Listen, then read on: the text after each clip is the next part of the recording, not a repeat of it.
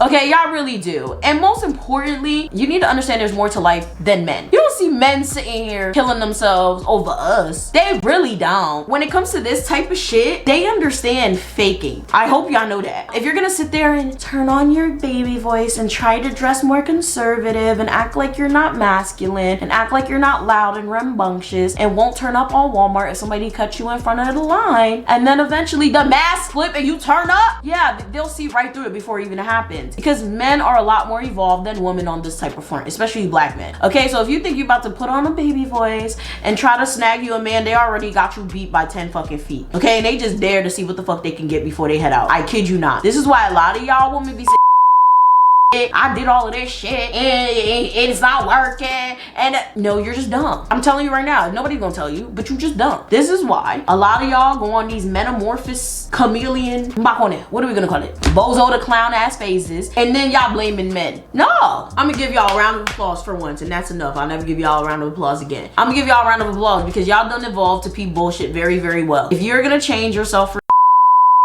them and you're not being yourself,